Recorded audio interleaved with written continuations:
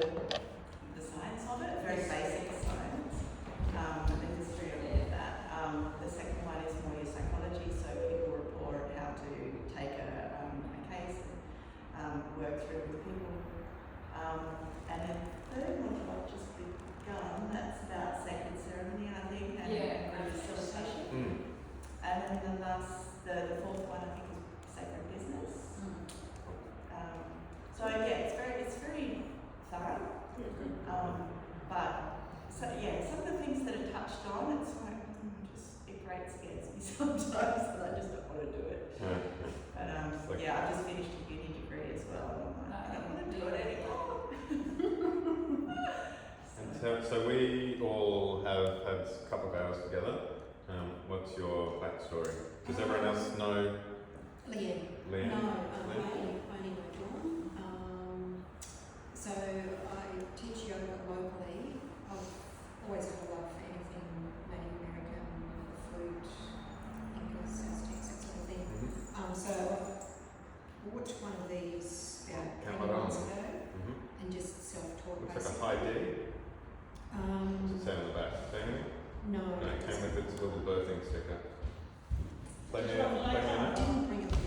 All the fingers down? So just self-taught. Yes.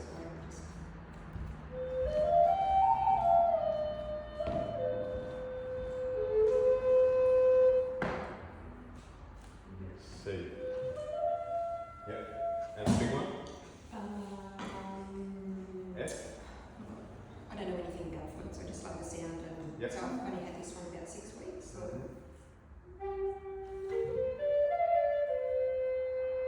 All holes down?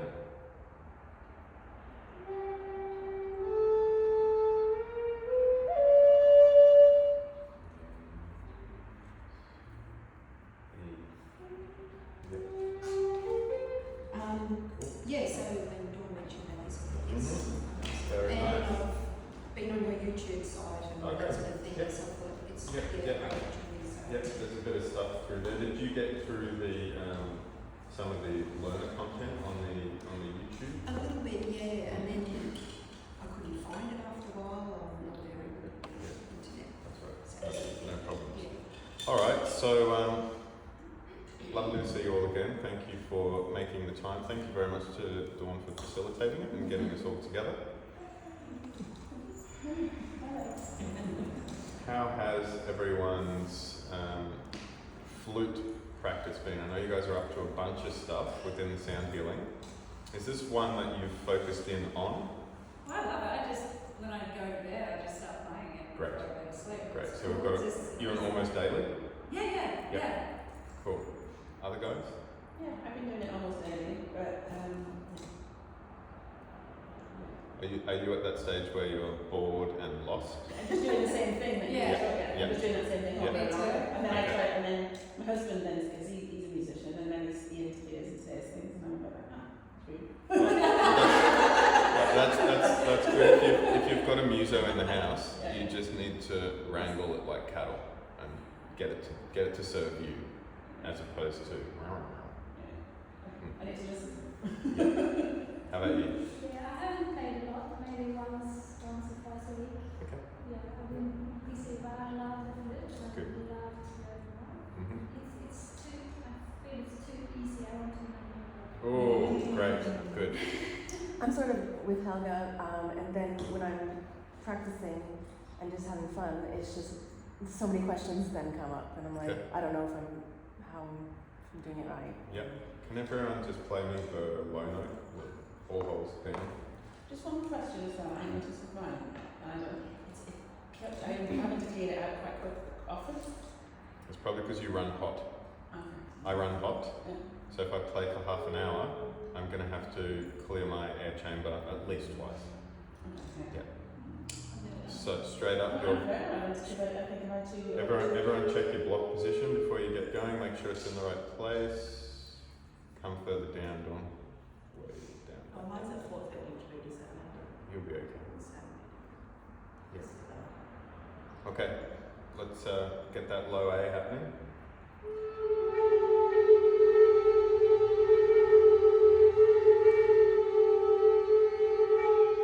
That's me.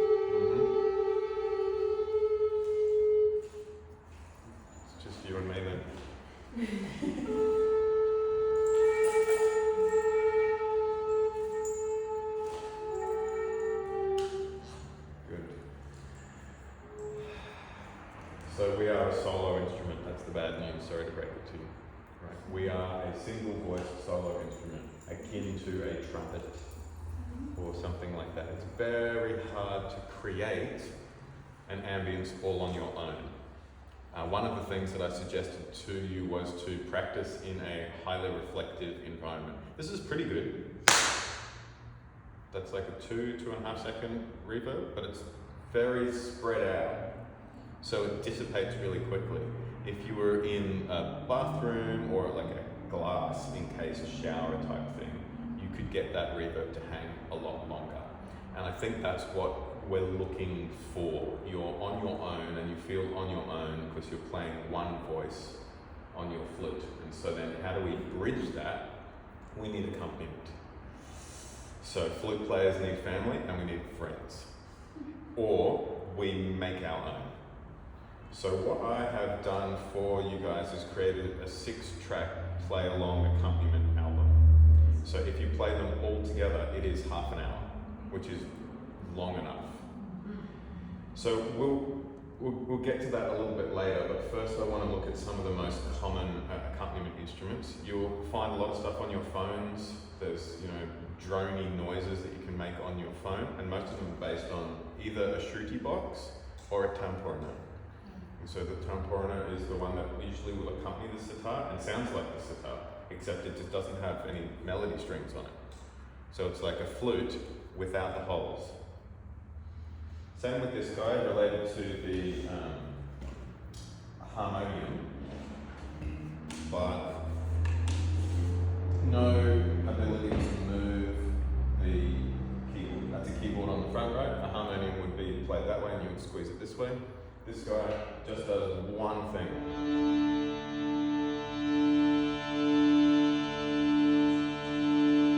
So now play your low note and have a little fiddle.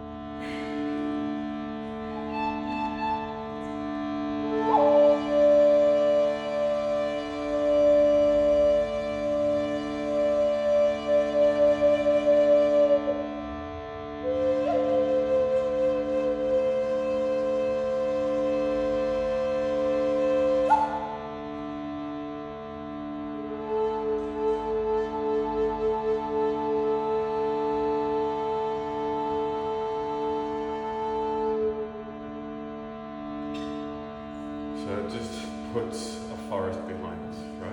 Yeah. And so the thing that something like that will do, it will expand your ears.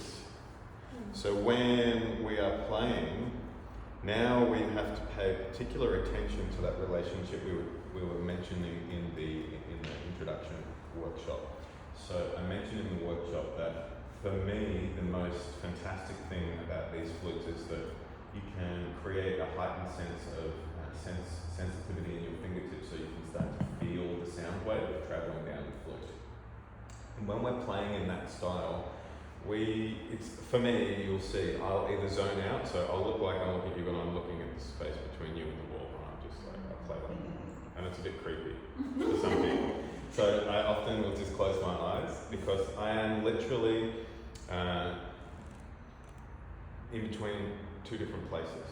So when we are thinking about, when I am thinking about sound and its relationship to healing and the intention to cultivate that in such intensity within myself that there's enough spare to overflow to exchange with other people, that's what I consider to be sound and healing in a community space. So firstly, the relationship between you and the flute has to be really tight. And how we get from the basic foundational skill set, which we've all nailed, to that is being aware of what we're doing, I think is important for me as well. It's almost a shamanic role. So you've got this beautiful spirit world full of love and light and infinite consciousness, and you're trying to open the door and create a bridge while staying here. So you do have to allow yourself not to be here and to release any of the little chats that are going on your shoulder about whether it's good, bad, ugly, indifferent, and trust the process of how your fingers are feeling the sound wave and how your ears are putting it all together in your consciousness while also trying not to think too much about any of those technical building blocks. So what they say in most musical learning, and especially in world music cultures, is you've got to go through this phase, this cycle, and once you've been through the phase, then you kind of have to go around it a few times until you've so thoroughly learnt it that you are happy to unlearn it and forget it. Is everyone familiar with the learn and unlearn paraplay? Okay. So yeah, in music, that's the thing. That's what takes you from sounding like, Redland Shire Concert Band juniors at the Strawberry Festival, who are all trying real hard, but aren't quite nailing it because they're trying too hard, because they're still learning, because they're still focused on the technique, and you can't have freedom with shackles. It's like, which one do you want? You can be a classical robot player and read dots and play that way and be fantastic, or you can be a flow state player or an improv player, and that's the journey that I lead people through. So, is that a bit like when you're trying too hard and you just can't get it? And you go to bed and you get up the next morning and you try and it just comes. yeah. Or you just get up the next day and you just do it. You don't actually try. You've already set the intention. So we've already set the intention. We're on a path and we can see the mountains, but we're not quite sure how to get there. But you just got to look at the mountain and keep walking, right? And yeah, you'll go around a few things and get a bit sidetracked and all that jazz. But at the end of the day, something like this helps to provide the path a little bit more and eases that process of letting go of the technical foundations whilst you sort of float around everything else and find places to be. So within that no wrong note scale,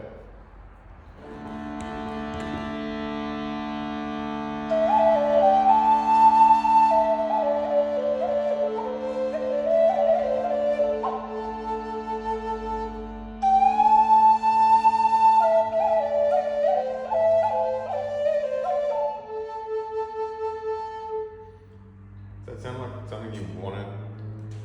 So that's all the technical knowledge has already been imparted to you. Does that make sense? So you already know how to do technically all of those bits and pieces. You can roll from one note to another. You can do the scale.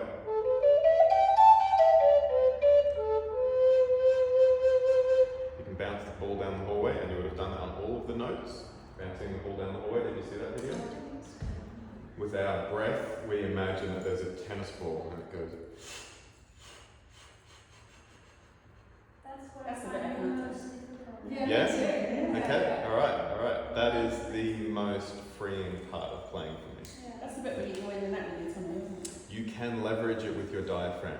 Yeah. Yeah, so diaphragmatic breathing, if you're getting into wind control and breath control, it's the type of thing that you would practice in the car on the way to and from things when you don't have time with your flute and you think to yourself, okay, the lights just turned red. I wonder if I can keep this out breath going until it goes green. Relax, breath in, engage.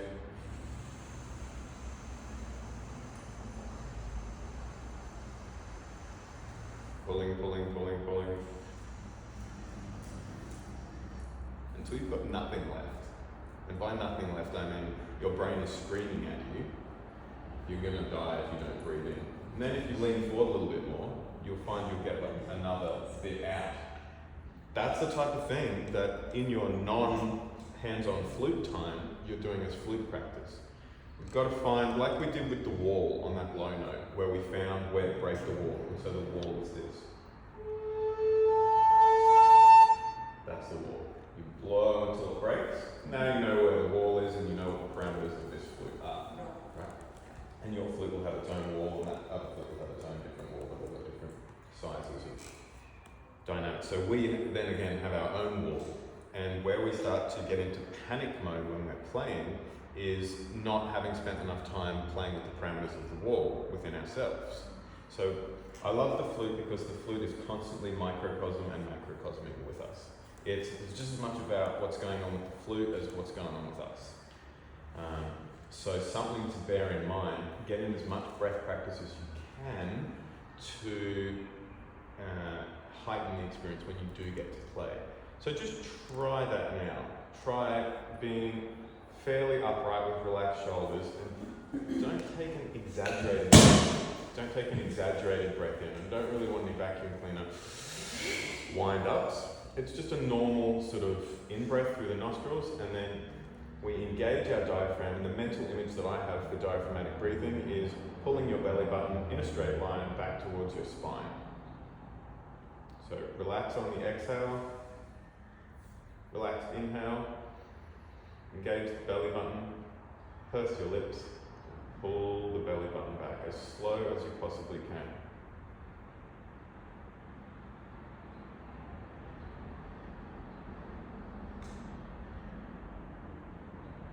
And once your belly is fully contracted, like you're in the middle of a sit-up, then relax it and watch the air shoot through your nostrils.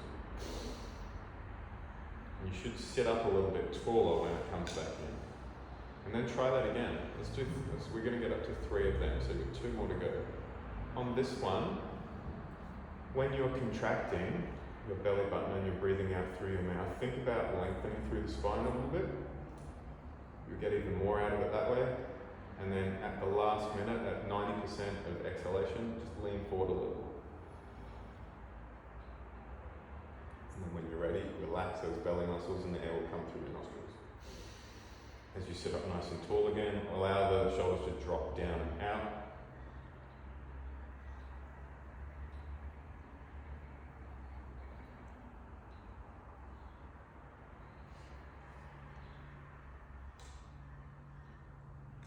And if you're not counting, something to think about incorporating. You can be a counter or you can not be a counter, it's up to you.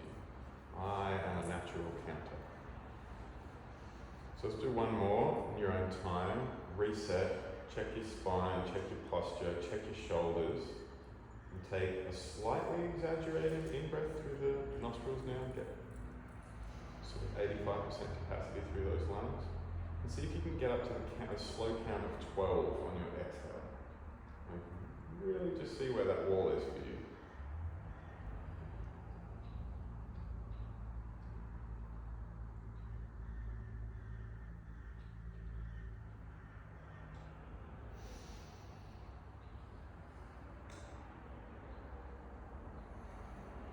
So is everyone getting that sense of leverage? Can I just check? So we're inhaling. You inhale, you're super relaxed. You've got a soft belly. Yeah. And then you stop. And then as we're exhaling, as you're pulling that belly button in. Yeah. Okay, I'm holding, pulling in, and then breathing. Yeah, it's soft. So soft belly and in breath through the nostrils. Someone just told me a dad joke, so I got a flat smile.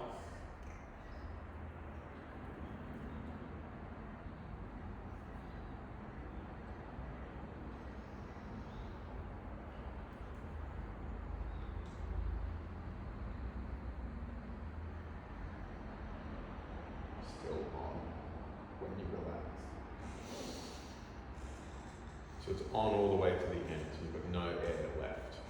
As you're leaning forward over the cliff, and the air is the only thing stopping you falling. That's that last moment. That's full lung capacity is gone. And you're tight in your tummy. And then so when you relax, your diaphragm drops and relaxes and your lungs auto-inflate. It's a really super practice to get into so you don't panic breathe when you're fluting. So you're not fluting and you get a really beautiful long note in.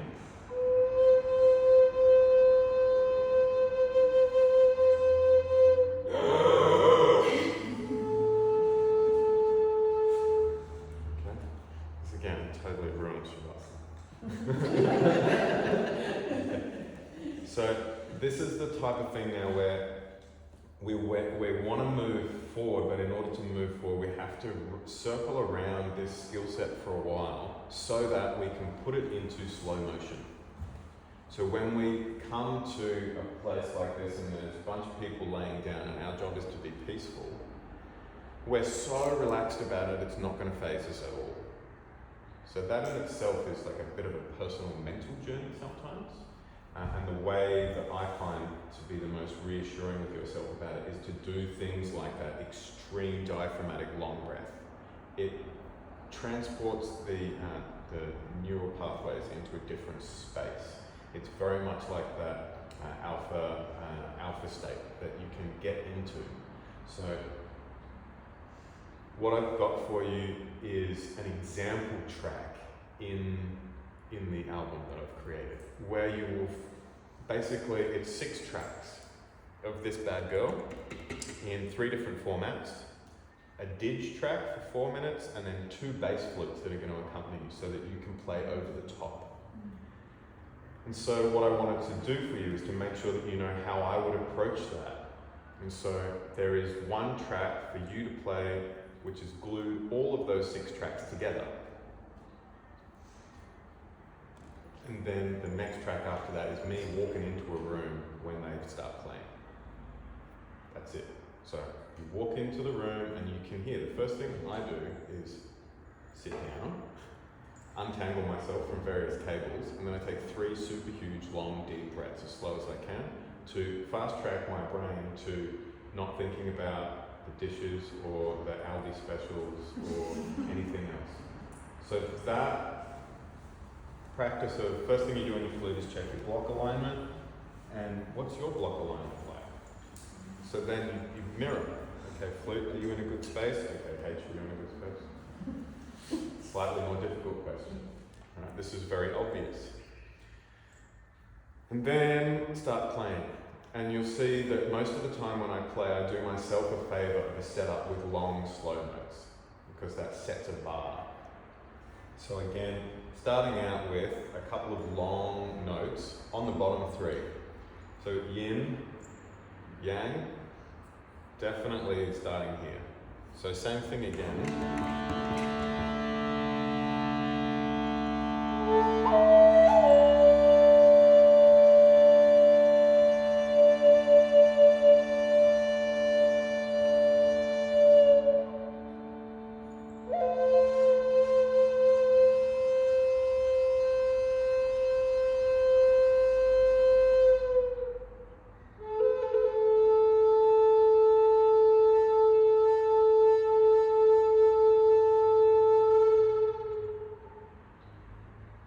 Super long notes. It's the best doorway into whatever you want to come next. And then you will also hear fast versions of the scale.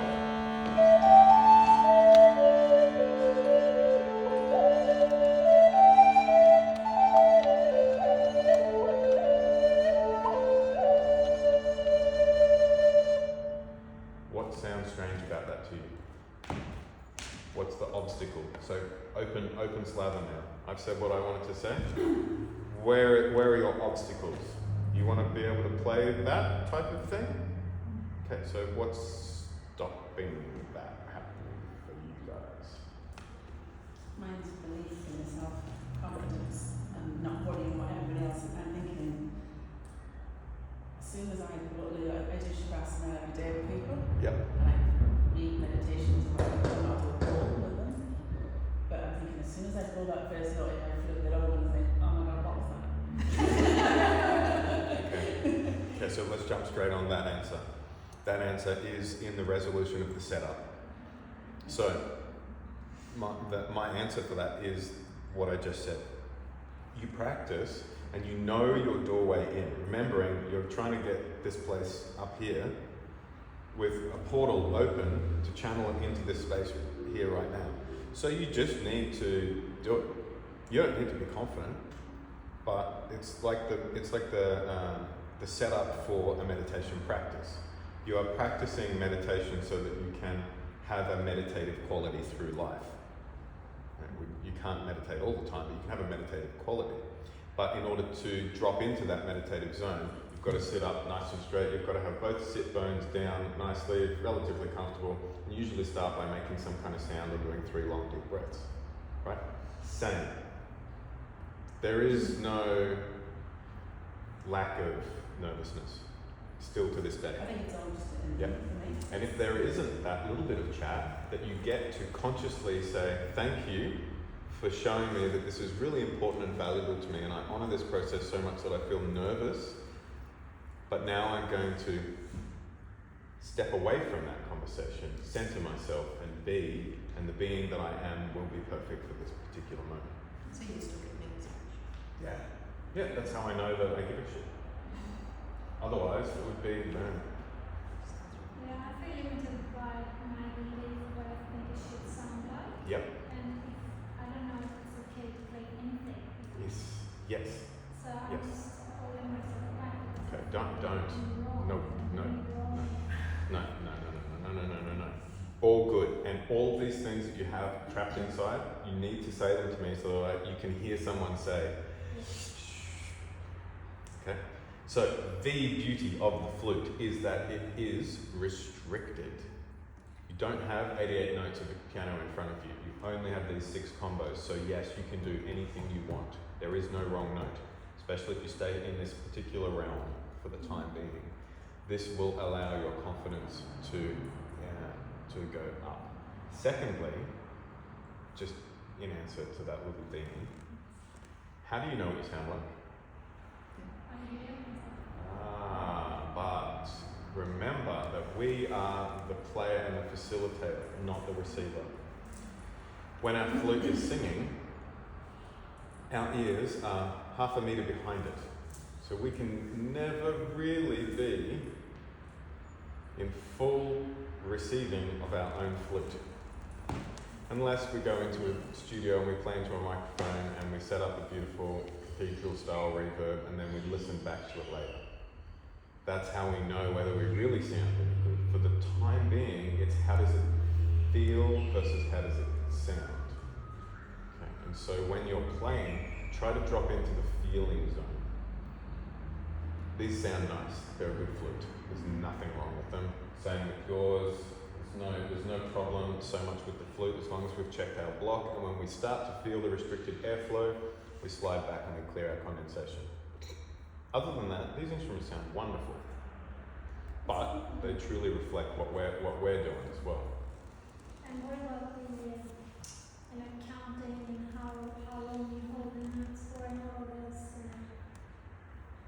So my advice would be start off with 3 long notes of your choice from the yin half of your flute. Start in the calm, tranquil waters where you can have a lot more room to do breath dynamics, to warm yourself up to the remembrance of what you're doing. And same goes for me every single time. If I'm going to now switch into one of those other flutes, I'm going to do the same thing. I'm going to check my block, I'm going to play that low note with all holes covered. I'm going to do a little bit of bouncing with my breath work so that I am starting to re-meet the flute in that moment. Because with these particular instruments, we're not usually going to be doing a recital. We're not usually going to be playing Concerto de Aranjuez or Alla Turco or some classical piece that everyone knows how it goes, and if you don't get every single note in the right order, in the right progression, people are going to be like, oh, that's not how it goes. This allows freedom for no one to be able to judge you because there is no real song. Counting of the You can count if you want, sometimes I count, but it's more for me. It's more like, okay, I know that I've got an exhale of 12, like my personal 12 count, which is about this fast. I know I can breathe out for 12 of them, but that's the full maximum capacity. So if I'm on a note and I consciously want a long note, I might just count to 5 or 6 and then I let go of the counting because then I know that I've played a long note. But that's just how I keep tabs upstairs with me when I'm playing. Because sometimes I drift so far off I forget what I'm doing. You know, and I'm like, my face goes numb, my legs go numb, I'm just like in this kind of semi-paralyzed musical bliss. You know, which is why I do it, because I love it. And it sort of helped me with a bunch of stuff in my life. So there is no wrong way to play it. The advice from the mentoring side of things is stay within the no wrong note scale to build your confidence so that you know it's called the no wrong note scale for a reason. We keep the anchor down. I think one of the flutes is already in a student style flute. This one's 5 holes. Yeah, so the 5 hole is trapped into the minor pentatonic anyway, so the minor pentatonic is the technical name for the no wrong note scale. And then our job is to play it so much that we can do it with our eyes closed, like any other autonomic system.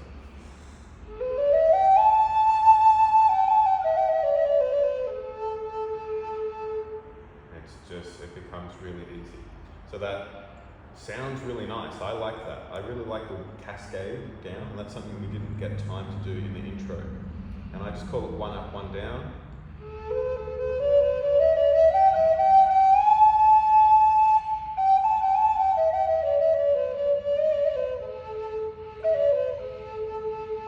So that one technique can be part of a refrain.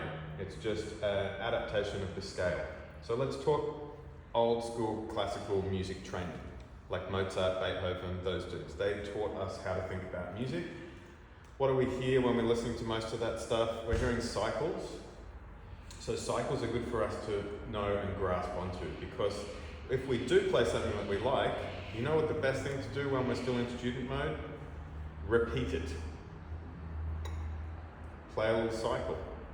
And maybe aim for 3 times. After the first cycle, you're probably going to be like, oh, that was really cool. I'm going to play that again. And then the second cycle, you're going to be like, oh, is that it? I don't really know. Is that how it went? I can't remember. And then on the third time, you're probably going to get a bit closer to the first one. That's how it goes for me. I'm like, oh, that was sweet. I'm going to do that again. So that was that? What happened? Oh, yeah, no, that was it. And then I moved on.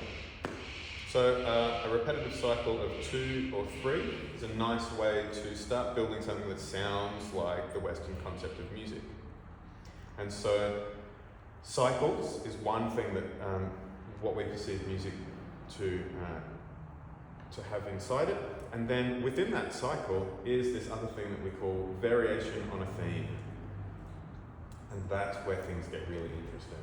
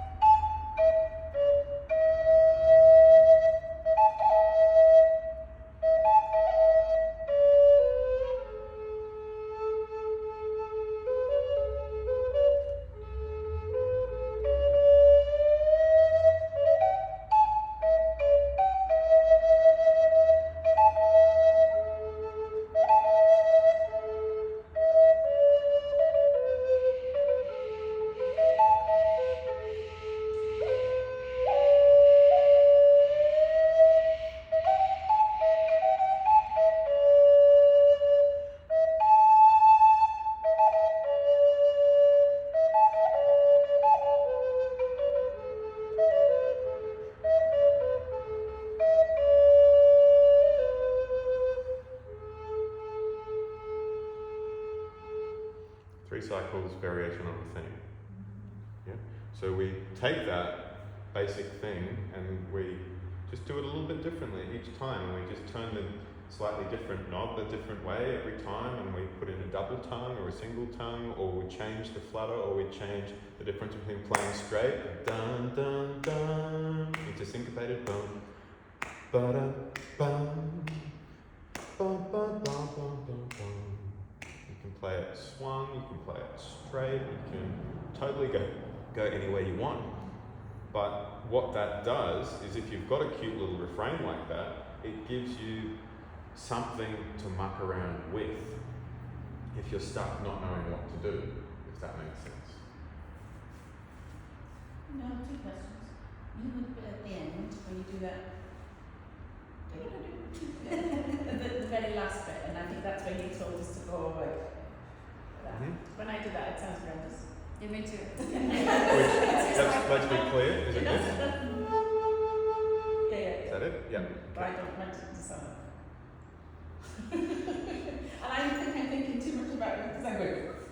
Okay, well, so then unplug the diaphragm and just do it.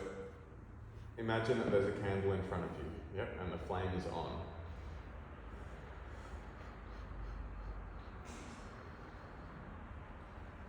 However that needs to unfold for you. Just do. Are we all fingers on at that point? Yeah, try it without any fingers on. Let's close your eyes and just do the breath dynamics. No flute.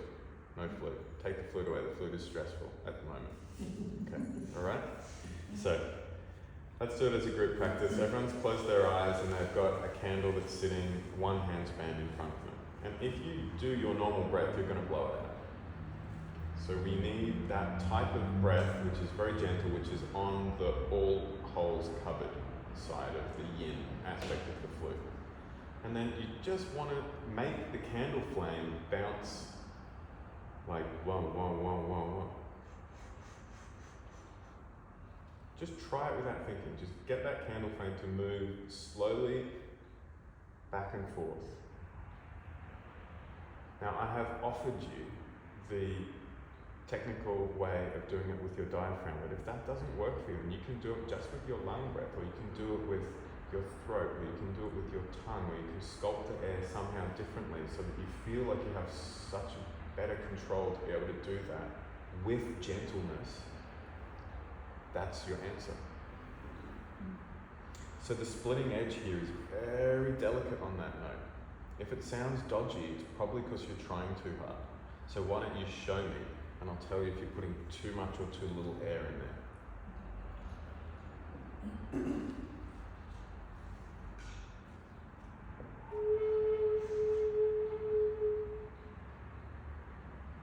What's wrong with that? It sounds too. I think I'm focusing too much on my tummy. Sound exactly like that?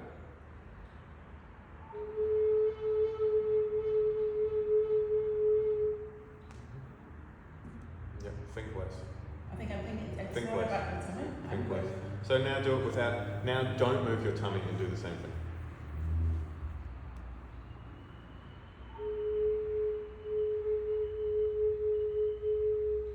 Sounds a little bit more aggressive when you do it that way, like but, which is fine. But, so now you know. You try it both ways, and if diaphragmatic breathing rhythmically is new to you, that's fine. It might take a while to sound smooth. Until then, slow it down.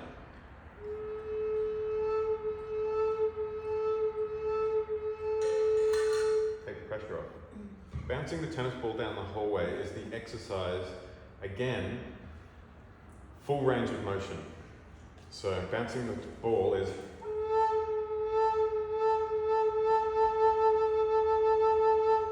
so that the student can learn slow to quick.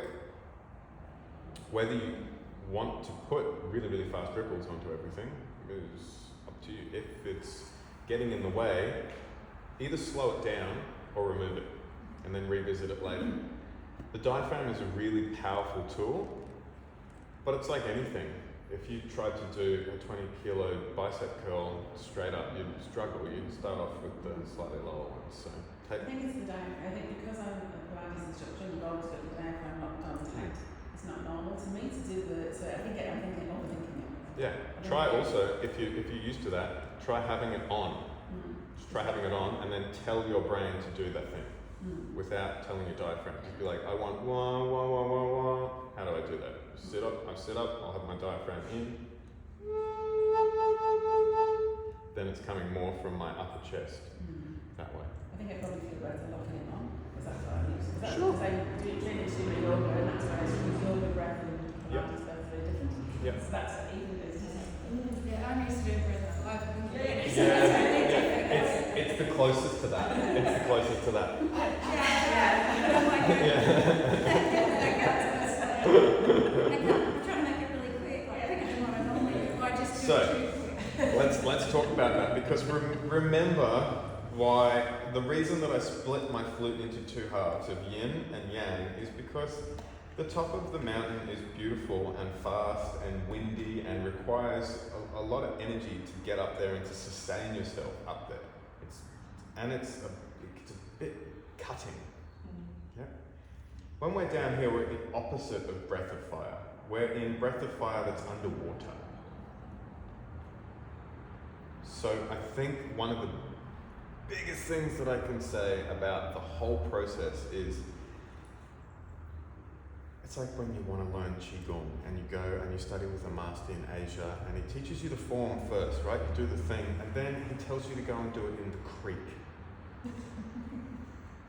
No, for real. Because then you have to slow down. Okay, you've learned where your arms are supposed to go, but now you've got to slow down and do it with resistance and find that form and do it slowly and beautifully and find so much slow motion grace and ease. Pushing through the water, finding the perfect place where you're not dragging it through and creating ripples and getting splashback. You're doing it all really nicely in the flute. So the air is the water, and so when you're down here thinking about maybe being in an underwater environment, it's quiet, it's slow motion. You need a lot more control down here. But the beauty of having that control is that you get so much more colour through the breath dynamics. So there isn't anything wrong to play. You have full permission to noodle around, I call it. I'm just going to go noodle around on my flute. Yeah. And whatever doesn't serve you, put it on the side table or put it into freeze frame slow motion. They're the best ways to get around that. And you know, some people don't use diaphragmatic breathing during their flute playing. They play all from their lung and they don't play very many long notes, and that's totally fine as well. Yeah. My other question was, remember when you told us about the is that when we're doing that bit at the top?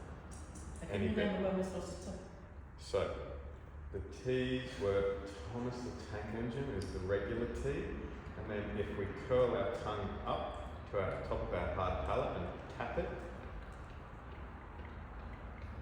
Thomas the Tank Engine.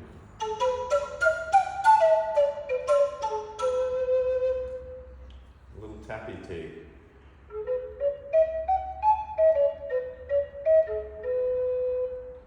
It's just more gentle. So we're doing that all the time.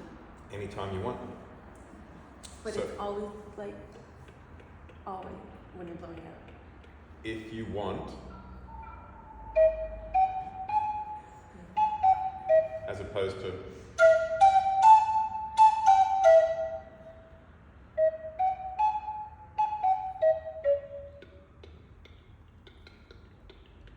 So not blowing. it's not blowing, it is just enunciating that tiny little syllable. I love it for the doubles. So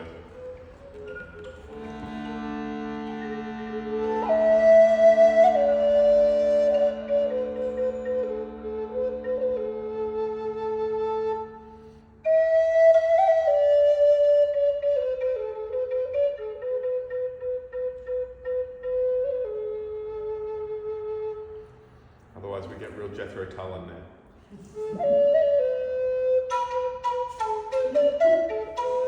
Which is just a different vibe. It's perfect if you've got some congas and something going on in the background, if you want that nice breathy bit. But a lot of people just don't know how to not get their flute to make that hard T. It's the curling of the tongue. Yeah. So again, the refrain that you learn is all of the techniques put into action for an example for you. And then you also saw me do the variation on the theme on that particular refrain just before, which is just throwing all sorts of different stuff at it. but knowing that you are trapped within that cycle, so you have, if you need some kind of parameters, you've created the parameters to play in. What's your question? I was always keeping my tongue at the top of my roof and blowing that way. Oh, curled up and blowing? Yeah. Up to you. But it was weird. It was I felt like. Yeah, I get a bit.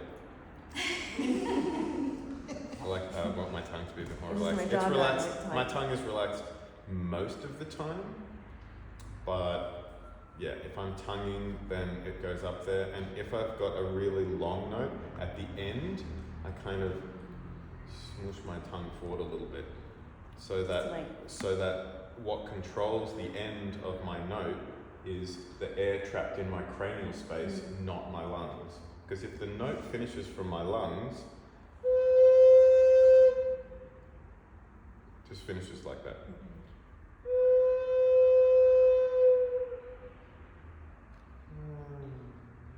If I want a tapered end, I go with my face.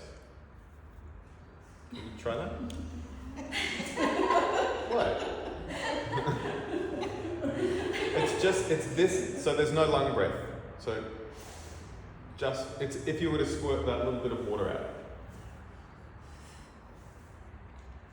Now do that, but 7 or 8 times slower.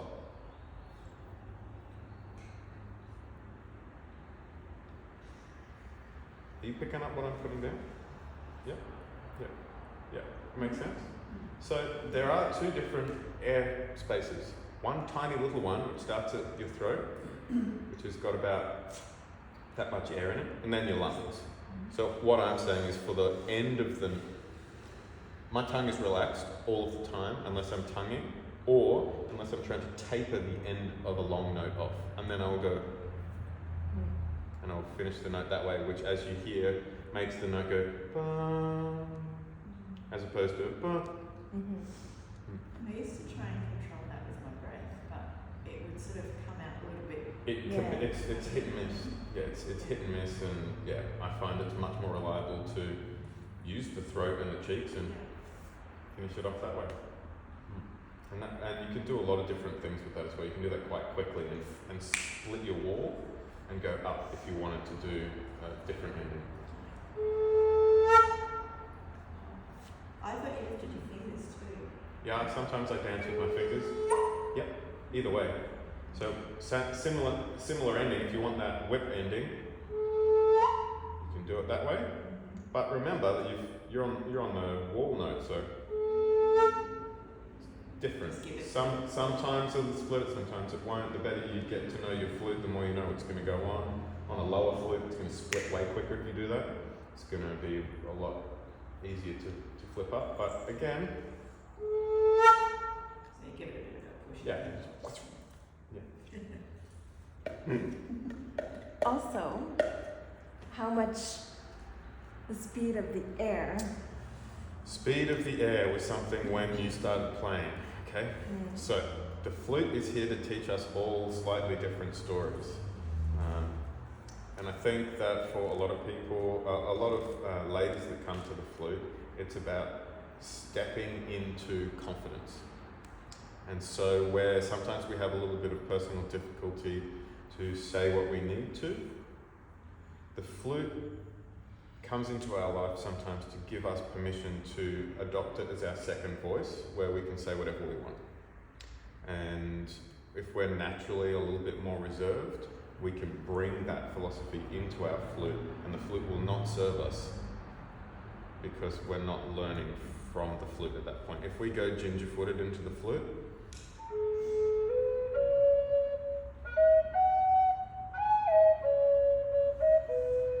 sounds okay, but it also sounds a little bit sad. And if we're playing it with accompaniment,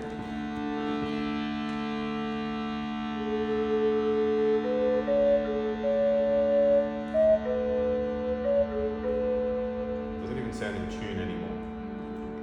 So when we step up to meet our flute by putting the right amount of air so that the sound wave purrs down the flute and we can feel it in our fingers,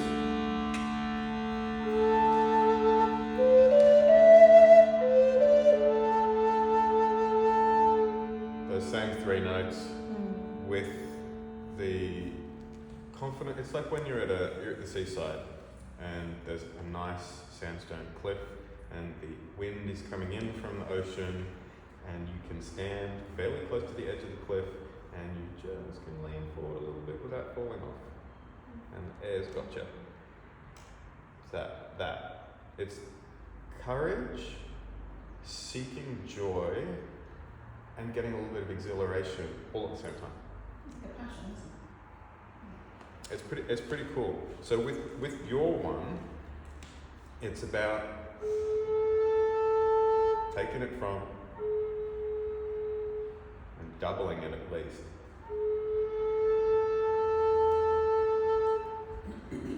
Hearing the tonal difference? Yeah. So if that's, I can't do it with, but if I was to, that's all that I think about it. I just accelerate a little bit with my breath and I find the perfect point for my flute. Because I'm either not enough or too much, I feel. It's very delicate balancing. I can put that much down. It seems like a lot. Have a go? Like just like that? Yeah, just have more, put more in.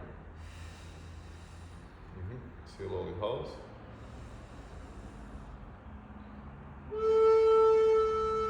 Right?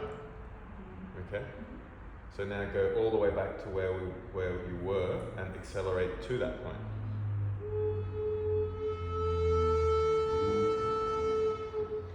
Do the same thing now, but keep your eyes closed and think only about the feeling of what the wood feels like on those two holes between the two.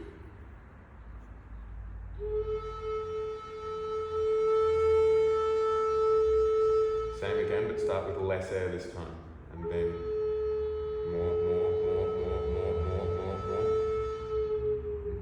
Can you feel the vibration kick in at a certain point? Yes and no. Yes and no. Good answer. Little bit. Yeah. Little bit. Okay, so put it up to the point where it sounds like.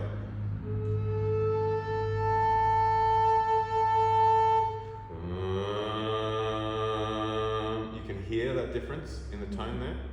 Okay, replicate and then put your awareness into the feeling sensation of your. More. Yes. Right? So now you're right next to the wall, and right next to the wall is the highest amount of sound wave vibration. So for you, the personal practice would be spending the first 3 to 5 notes with that, and just finding the sweet spot so that over time, as you come to pick up your flute, you won't need to spend 5 notes finding that right place. You'll pick up and you'll know, I can put that much in. Yeah. So I can start there now. And so when the thing that's going to teach you, which is important about the way that yang is going to sound, we already were in the most yin part of the flute and holding back, and so therefore sounding a little bit. So we've now been invited to step into the yin, which means when we get to yang, we're going to be flying, like 4th gear, full reps. Yeah. Because you're supposed to. You've got to. Okay. Not enough air. Enough air. So yeah, it's very breathy and literally top of the mountain. Yeah. I really like that the dog ate your flute. No, I don't. I don't. I was very pissed off. But she's just like, oh, nice. Oh, Give it to me. thanks, Mom. I'm going to 250. Yeah. It's a character now. Yeah. I'll fix it up. Yeah. Questions this side of the room? What's going on? I'm pretty cool. You've answered most of my questions. Great. I've been doing it It's now. usually what happens. Yeah. My only question is, at the moment I'll play either or. I'm probably leaning more towards this one in Shavasana. Is it okay to chop and change in one Shavasana session? Sure. between- Especially if you find an appropriate backing track. Yeah. You know, I mean, so this is another thing which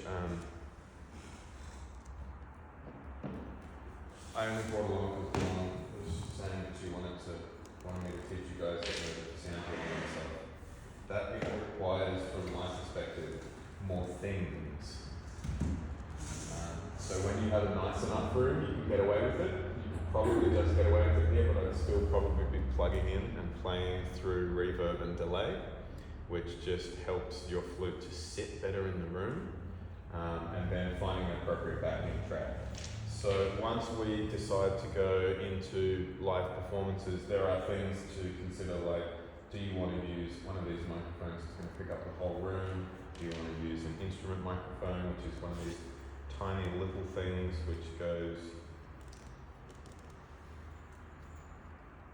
on the flute, therefore getting away from picking up old mate having a coughing fit at the back of the room and putting him through reverb and delay as well. So that just makes me think, oh my gosh, it's only even louder. You said, yeah. So you can't hide with the flute. No. You can't. And then there's cabling and powers and reverb boxes and all of that kind of stuff. So I feel like that's like a later discussion. Yeah. Later. We did bring a couple of things in there, just so that you're aware that they exist and that they may become part of your world, and they don't have to be as complicated and terrifying as people think. And there are things to know and things to avoid, but I think that we're not quite ready to plug in yet. So let me get to showing you some of Does this. anybody want more? I wouldn't say that. I don't know how much it's like. Might be a bit cool. Do I understand? You just go back through reception and take a right. Okay, so I'm just going to play for you now, and then you can ask questions after. Yeah. No. Hey, just a moment. Yes.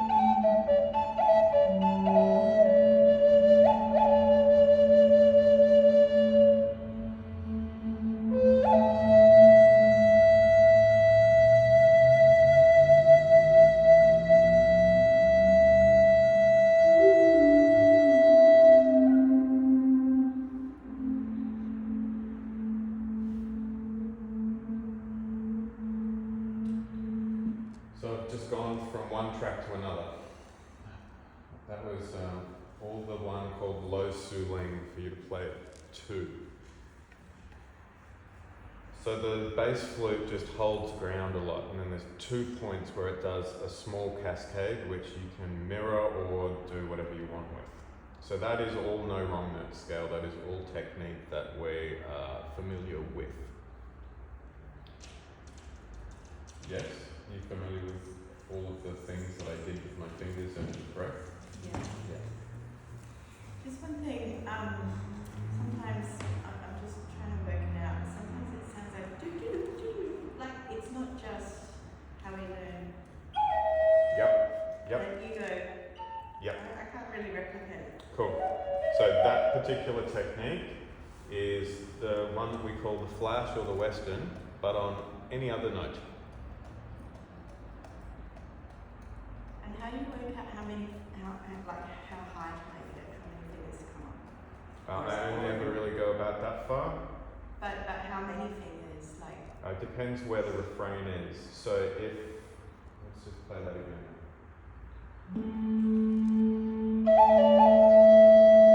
Got that one? Yeah, but even just the little bits and pieces. And then from there, I think also what I did was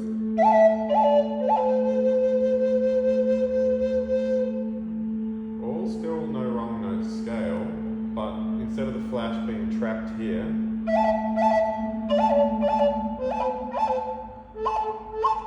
you can do it on any of them. So if you're there in the moment and you're playing and you've gone,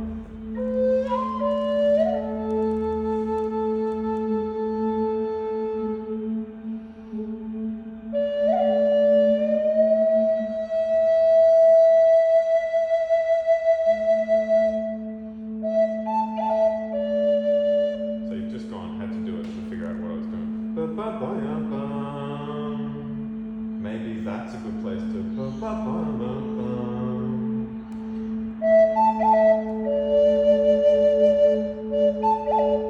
But it's also the lead into that too. You sort of did more like, I think you did. Oh, you want my frilly intros like Yeah, this? just- Yeah. Da, da, da, da, da. Yeah, okay. So it's a flash on the F and then a roll into. Yes. Yeah. Right? So you use the flash as an intro as opposed to a feature. You just chop and change them around. Yeah, I'll work it out. Yeah. Did I answer the question? Yes, Yeah. yes. The other thing I do a lot of is with my point. I told you with the rolling on and off. I do a lot of dancing with that as well.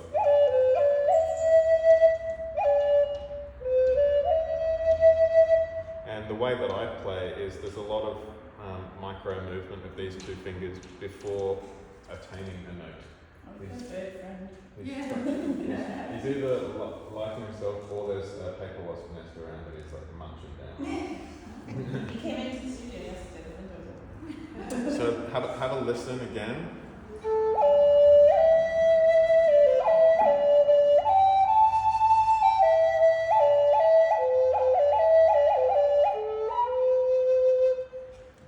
So you can flash everything if you want.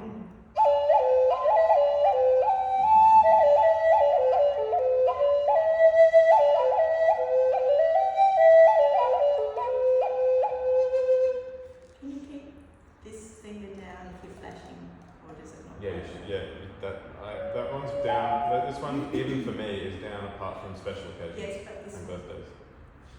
in the in notes. Hmm? When you're doing a flash, are you taking all of your fingers up apart from this one? Yeah. Or are you keeping this down? All of it, yeah. So this is where it gets into, and hopefully what I've created for you here is like having someone there to hold your hand. It becomes about finding a space to be happy with the practice. So I have here 3 different versions of the Shruti. What is it called? A shruti? Yeah. Oh, it's so cool. It's cool, right? Yeah. So this is the first track, which is just this note. Who's making that other noise? Okay. You got that noise for 4 minutes 30.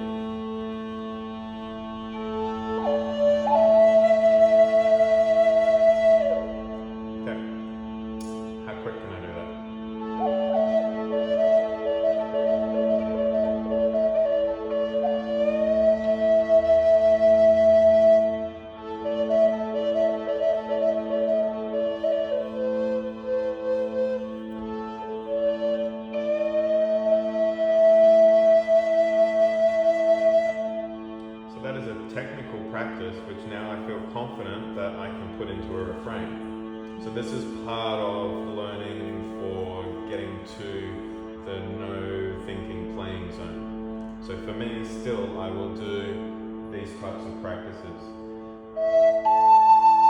So flash.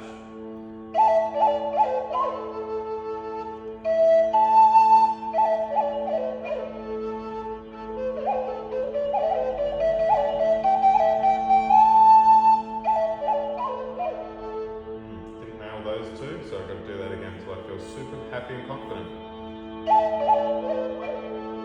It's because I was hitting it with too much air. So my internal dialogue then was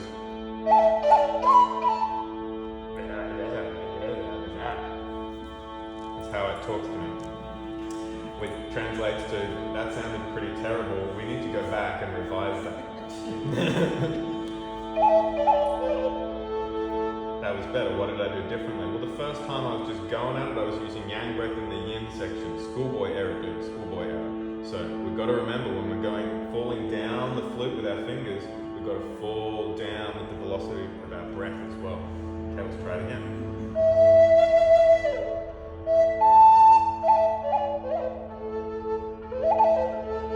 Okay, now let's move on. That's practicing, and that's the internal monologue from practicing as well, and then picking components to practice. So one that you're going to learn today is the one up, one down.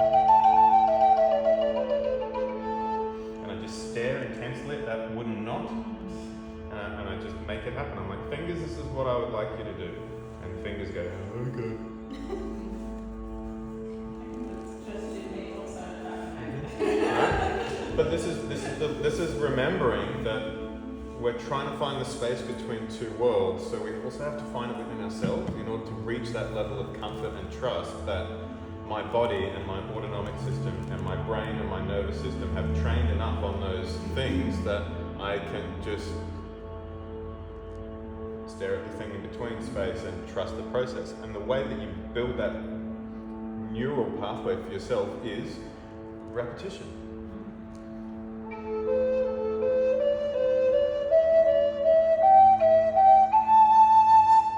Not faltering on guessing which finger's going to stay down. It's that level of trust and relationship. You build this relationship so that you know pretty much what's going to happen unless there's some obstacle. And already, you asked me about wetting out. I run quite hot. I haven't played much, and my flute's already crying. So, how long it is? So can I just ask a question there? So when you practice, do you not look at your fingers at all when you learn something? No. Because it hurts my eyes being cross-eyed for that long. Okay. So again, what helps me is either staring intently at one particular thing or gazing vaguely at nothing or closing my eyes. Because as we know, when we take away one sense, the others get heightened. And what we want is a very sensitive and in-depth feeling in our fingertips. So that we just, that's it. That's it. I don't hold my flute very tight, but I can feel every edge of every hole. Like 100%. So again, like when you're watching Neighbours or Home and Away, if you're just holding your flute and you are doing that, feeling every edge of the hole, and then every ad break, just check how much tension's in this part of your hand and how much tension's in this part of your hand, and then trying to find a way to fix that. Don't let it get tense. You want to be pretty relaxed about it so that when you do get quicker, it's not like a forced muscular action, it's just a natural flow state action. So again, it's repetitive practice to get the neuromuscular to the state where it can flow instead of be slightly roboticized. My kids will be very happy because I live in a very small apartment with my daughter, my son, her boyfriend, and the dog. So I play it every night. Yep. And when I first started playing and I took it home, they thought it was a recording. I'm going, it's actually me. Brilliant. Yeah. It wasn't very good, but like I think it was good. My next one I get to my own says to me the other day, Mum, are you going to learn a different tune? Because he's actually humming that tune over and over. I could hear him in his bedroom the other day because I didn't play it. Then I could hear when his computer was gaming and he was actually humming the tune. Awesome. Yeah. If you've got a butcher bird close by that's young, it'll start learning it too. Okay, so do I need to spell it out too, or have you learned this one? Bum bum bum bum bum bum bum bum bum bum bum bum bum. Bum bum bum bum bum bum bum bum bum bum bum bum bum. I haven't learned it. Okay. Yep. No worries. So all holes down is how it starts, and let's do it without the flute first. And we are going to lift the ring finger and then put it down, and then lift it, and then lift the middle finger, and then put the middle finger down, and then lift the middle finger, and then lift the pointer finger, and then put it down. And then lift the pointer finger, and then lift the top middle finger, and then put the top middle finger down. Lift the top middle finger, lift the pointer finger, and then put that down, and then we're at the top. And then to get back down, pointer finger comes down, and then up, and then down, and then middle finger comes down, and up, and down. Pointer finger goes down, and up, and down. Middle finger goes down, and up, and down. And then ring finger goes down, and up, and down.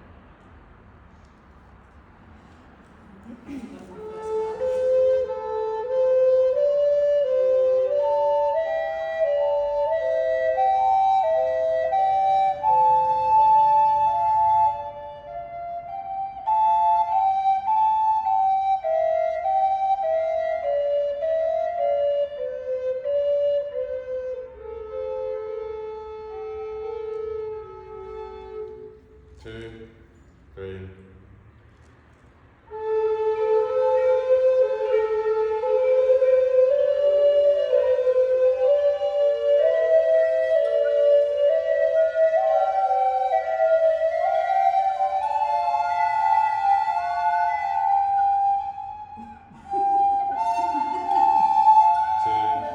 Start at the top.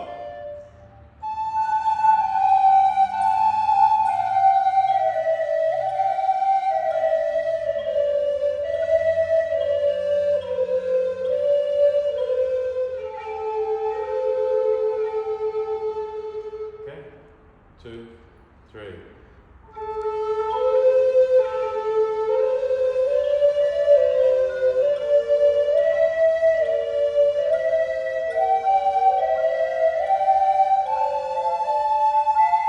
Breathe in.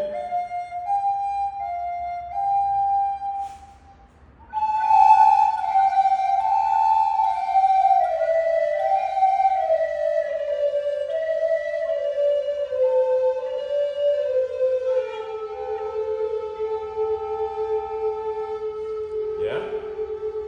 Did you do it all in one breath? What's that?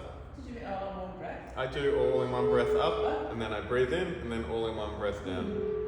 I didn't make it. So that means we just go a bit quicker. Okay. I didn't make it all one breath up. I got near the top and thought I need to breathe. I can't get the bottom because I keep lifting this. I keep lifting the Can you play that with us? Oh, sorry.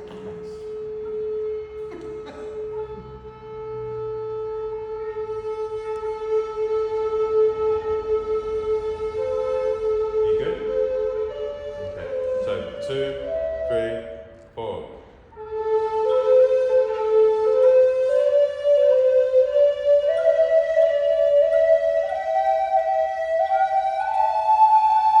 Breathe in.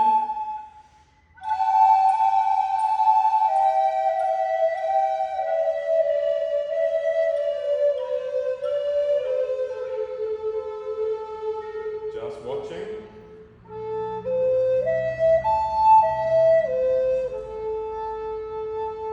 Copy, don't play, just copy my fingers.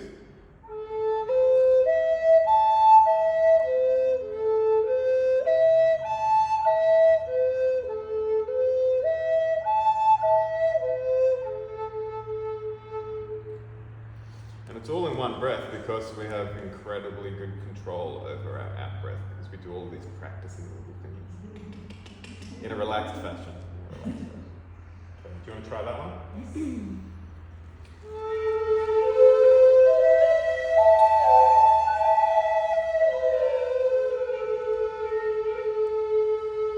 Watch one more time. Bum, bum, bum, bum, bum, bum. That top one, did you have one or two? Yeah, it's two. It's apart from the first release, it's 2 fingers at a time. There's 1, 2, 2. 1, 2, 2, 2. Yeah.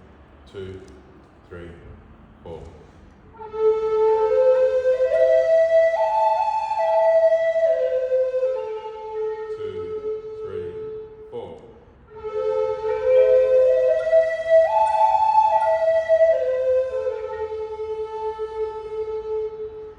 Let's try it quicker and let's get 2 in the one breath.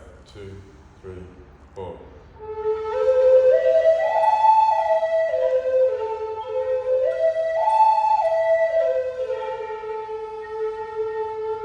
Right? You didn't think that you could do that when I said that, did you? Okay. So that's called an arpeggio in regular music. That's the nice parts of the scale. So a practice would be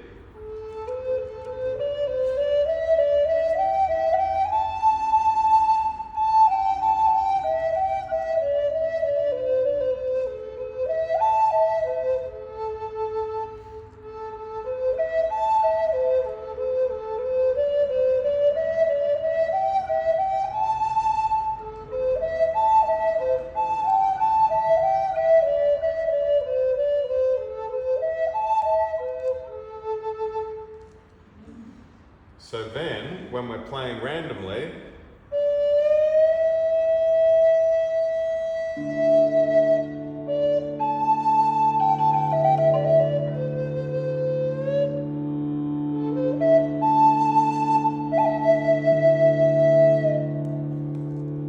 we slip them in like that.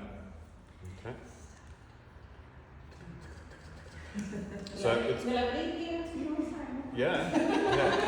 Welcome to Flute Land. So one up, one down is really beautiful, and you'll see as you progress more, you'll get bolder with rolling.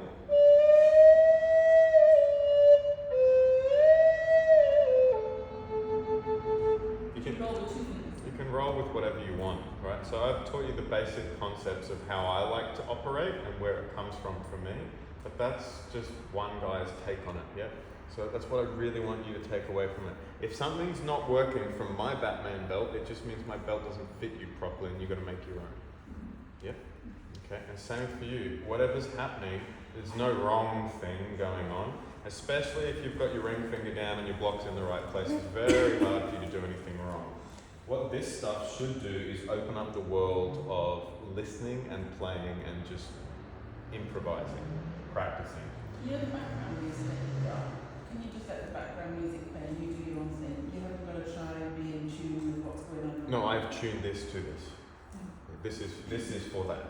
But yeah, I noticed the first music you played, there's a bit where it sort of changed its scale or its notes or whatever Yeah. it is. Okay. So here's what it is. Whereas I wouldn't be able to like. You've got one track of just this, which is a great place for.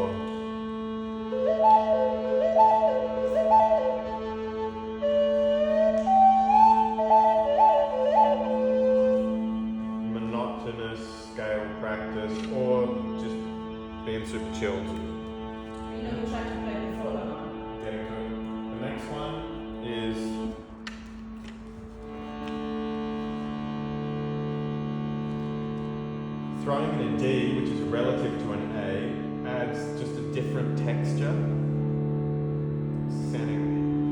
Sounding different there.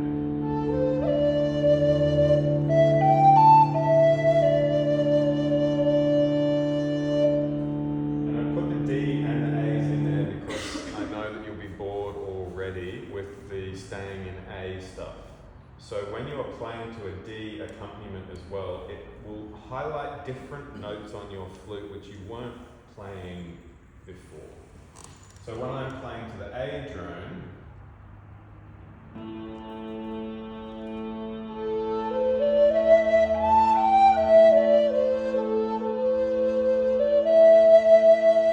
that's a primary, that's a primary, and that's a primary. They're my top ones that I want to stop on and do long notes.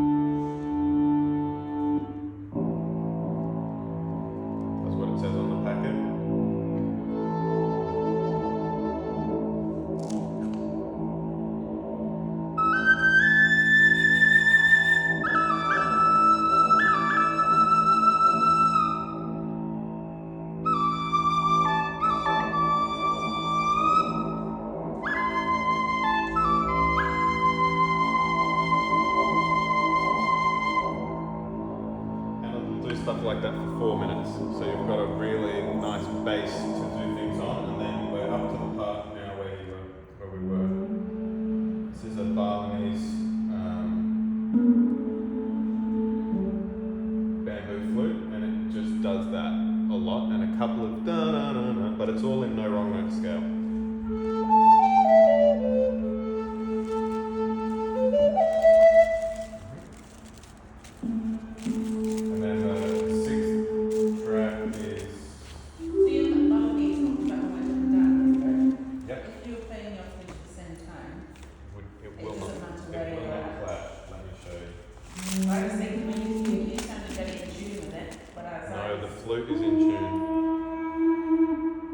Mm-hmm.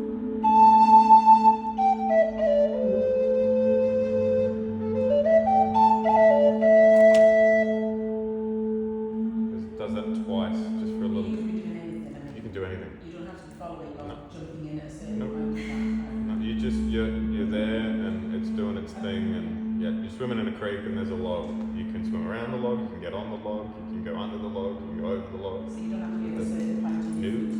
No, you'll hear it and you'll be like, oh, something happened. Cool.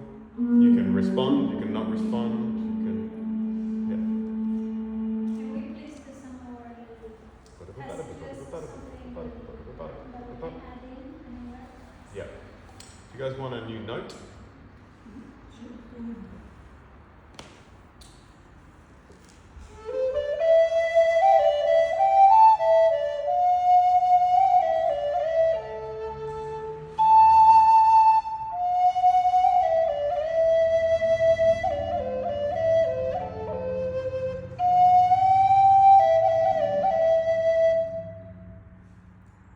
Yep. Oh yeah. Hmm. Yeah, and then roll off it. And then go back. Okay? So just a slightly different, almost a little bit Celtic-esque. So try that. Roll off it.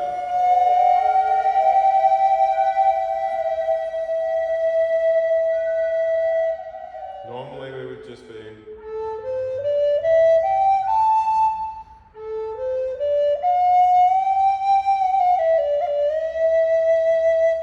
So just a different spacing, and it sounds Celtic to me. So the note is that one. Just a slightly different pattern. Go for it.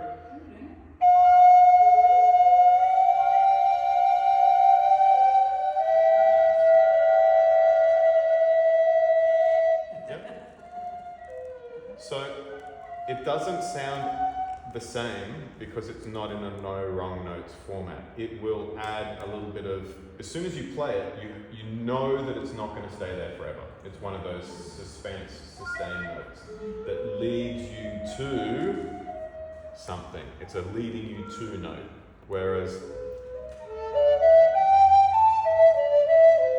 it's just all part of a nice flow.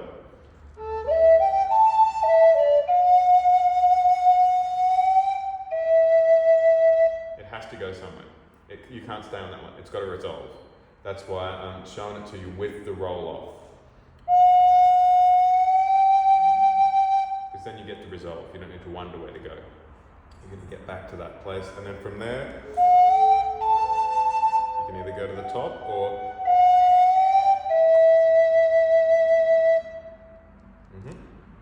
Okay. So let's try holding the note.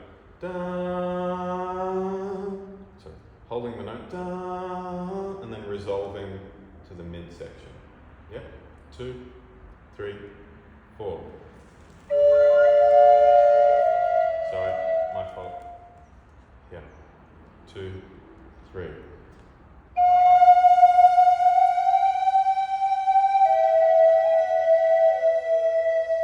Yep, everyone got that finger structure? It sounds like you do. Yeah. One more time.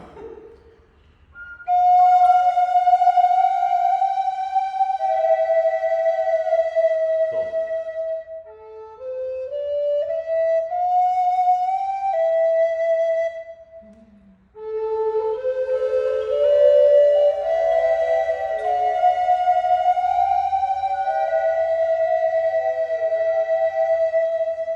Yeah?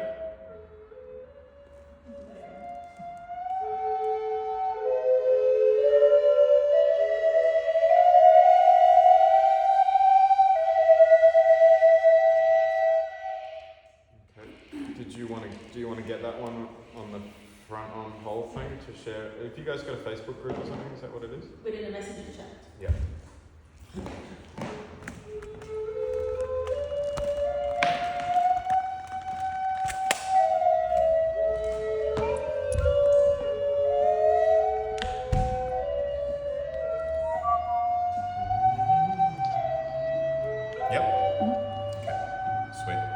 So in addition to the no wrong notes scale pattern, we're introducing this pattern.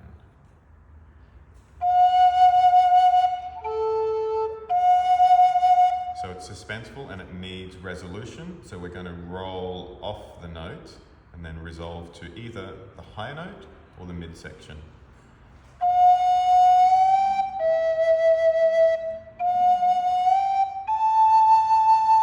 So in a refrain.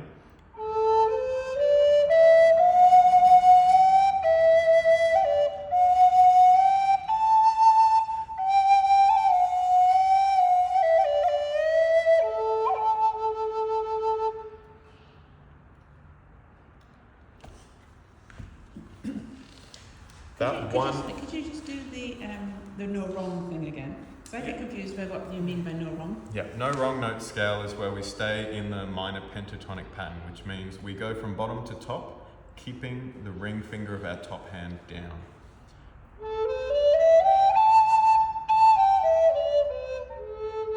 And so any combination of those notes that we play all fit in with each other and all fit in with any of the backing tracks from the student play along A album.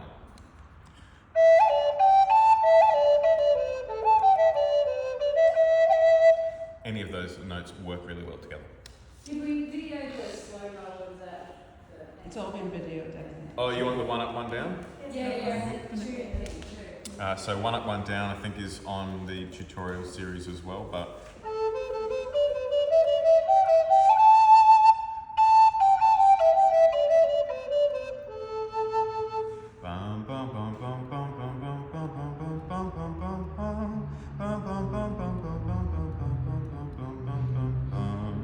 is one up, one down, and then today we also shared the arpeggio. Bum, bum, bum, bum, bum, bum, bum.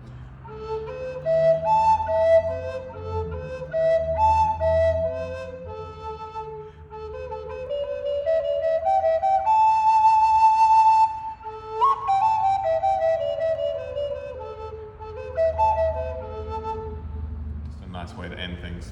Thank you.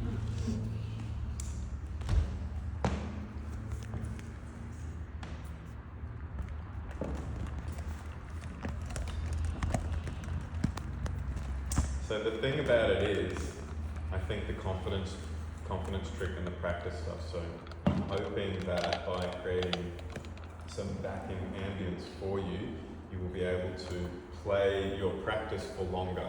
And out of your practice will come these little snippets of automatic impromptu playing, which will then get larger and larger and larger as the medium from which to create grows, so that the improv land also happens. So we're simultaneously building two worlds. We're building the foundation level skill set so that we can play in a free flow state.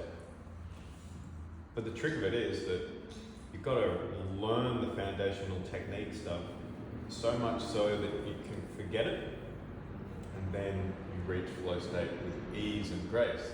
At the moment, we're stuck between worlds, because sometimes we get a glimpse of free flow state, but then something chimes in and we're not quite sure what, I wanted to play the note for longer, but I ran out of breath, or I think that I sound flat and sad, and I don't know why. It's probably because I'm not putting enough air into that particular chamber at that particular point in time. And so it's developing that level of relationship. And something I wanted to circle back to for you especially is you're riding like a couple of centimeters below the wall most of the time to get the optimum sound out of the flute. Okay. The holding back is a way to put delicateness into the conversation that you're having with the flute, but it's not going to sound as rewarding. It's something that I would use like one up, one down. I would play my flute at 80% capacity most of the time, which, bear in mind, is a sliding scale, because at the bottom note it's quite gentle, and at the top note it's got a bit of velocity. So it's spending the time doing the scale work, and the one up, one down also teaches us to be paying more attention to the level of breath that we're putting down the flute at that time. So it's like training for the bottom of the hill, and then how hard you've got to push to get up the hill, and then to go from the top to the bottom in one movement, and knowing how much to change the velocity of the breath. I think I'm scared to run out of breath and then Yeah. stop to take a breath and then just have it sound like shit. Yes, okay. So the other thing about a student mindset is overplaying. There is always room for less playing. So just give yourself permission to be like, I think I'm going to run out of breath. Great, finish that note. Count to 4. Just be like, sweet. Thank you, cockatoo. Done, and back on. Yeah. So the silence is really empowering. You know, especially with the Flute stuff, and you'll hear. I did the recording as well, playing along to these tracks for you guys, to show you exactly what I mean. To be like, right, it's totally fine to just have a break. I think that the addition of the background really will help. It fills in, and you can do this with anything. You know, you just find some rainforest bird sounds or something, and just play along to them, and just a bit of white noise gives you permission to not have to feel like you've got to fill the space the whole time, because you don't have to fill the space the whole time. Playing is, playing in silence are their own kind of juxtaposed rewards from the way that I see it. That was so cool. What was? Yeah. Are we done? Can we do that one more time? Yeah. The one to whatever we The did. one up, one down? Yeah, sure. And then Do whatever you want. Yeah. Yeah. Crazy, isn't it?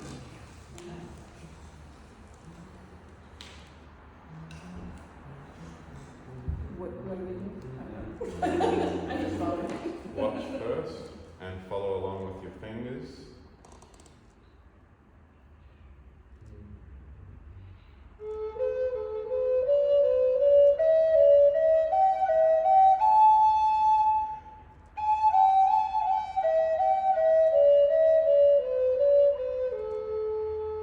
Is that too fast for you guys? Is that okay? 3, 4.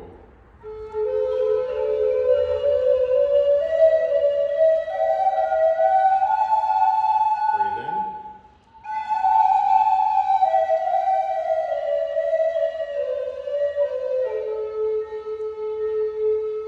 Breathe in.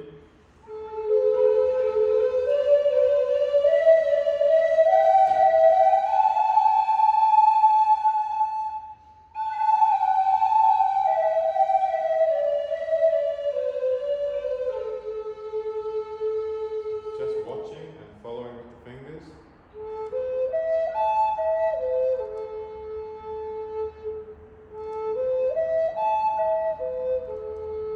Two, 3, 4.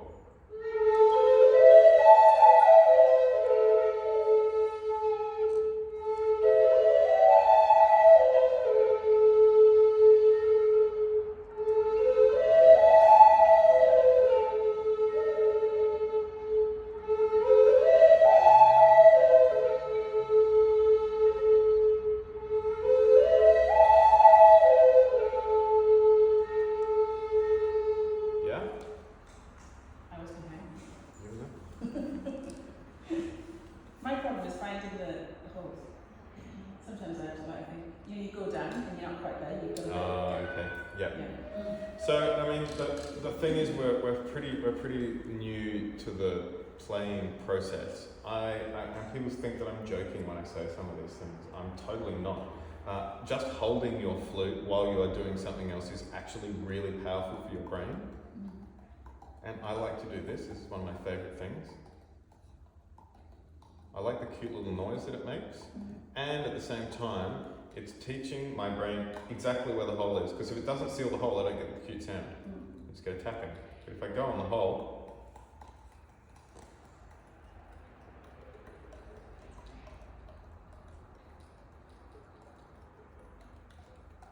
it's proprioception training, and we're talking about millimeter accuracy.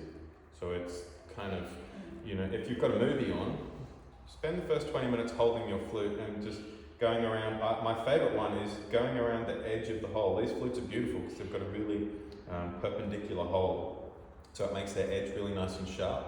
Some of the other flutes have got a recess built into the finger hole, and you can't really feel the edge. I don't like that style of flute so much because I get lost in it. I'm trying to find the hole. Where's the bloody hole? It's down there somewhere. You know? So all of that time off the flute, building the relationship between your brain and your finger pads, which are not super close to each other. You want them to be able to, you want them to be able to land on the hole every time. So finding a way to, the other sneaky thing that you can do, Dawn, is if you know that one of the things that you do is you move your pinky on the bottom and then it throws out your whole whack, you just get a square edge file and you make a little mark on the bottom that you can feel with the top of your pinky and you're like, oh, that's my home spot. I did that on a couple of my flutes that are massive with big reaches, and I often would struggle to find the low note. So I have a couple of helpers, or you can drop it, put a drop of wax on it if you want to take it off later. So you've just got a little nodule there that you can feel. You're like, okay, that's where my finger's got to be. So a little bit of self-evaluation when you're playing. Check yourself. Like, okay, I just missed the hole. Stop in that moment and be like, okay, what happened? Did my whole hand slide down the flute? Is my arm too heavy? It's like it's falling off the flute.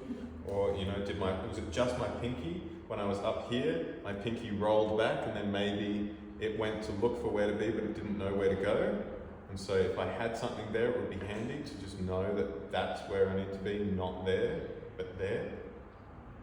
Those little things. My pinky there. Pardon? I can't lift this finger if my pinky's up just there. going to say I have more leverage when Yep. the pinky finger's up. Yeah. And so it feels like, If I'm going to let my try to lift this finger, it's just like. It's good, isn't it? Is it practice?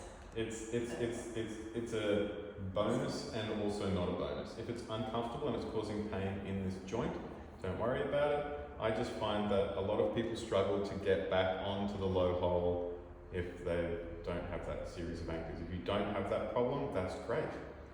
But again, you must remember that when I'm teaching the introduction workshop, it's a blanket for everyone, and the biggest problem in the introduction is people not sealing that hole and people not sealing this hole because they don't have a correct system of anchors. If you're fine and your ring finger and the bottom hole have already got a good relationship, do what you want. Just don't lose it in a firewood accident. Just try and hang on to it bad. It's that thing for me that goes around. Is that one? That one?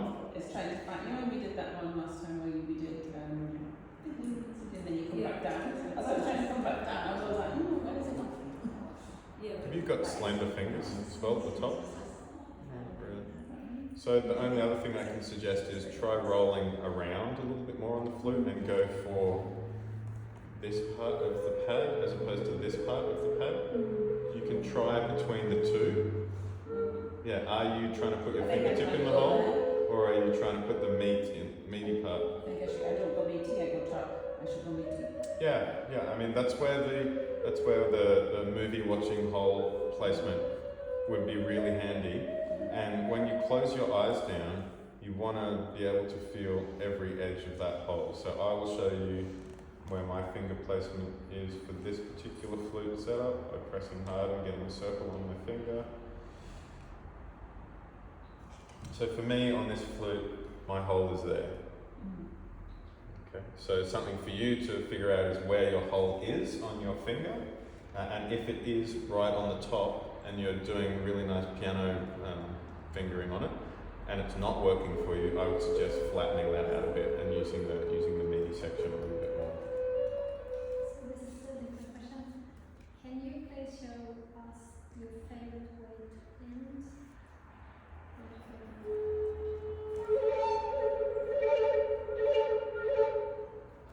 It's my favorite bit. So.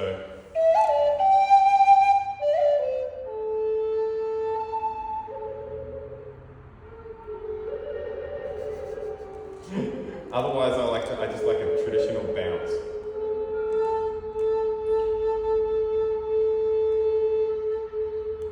Another good way to end is to do a whip. Yep. Yeah, I like that too. Yeah, it's very happy, but sometimes I'm not super happy. So.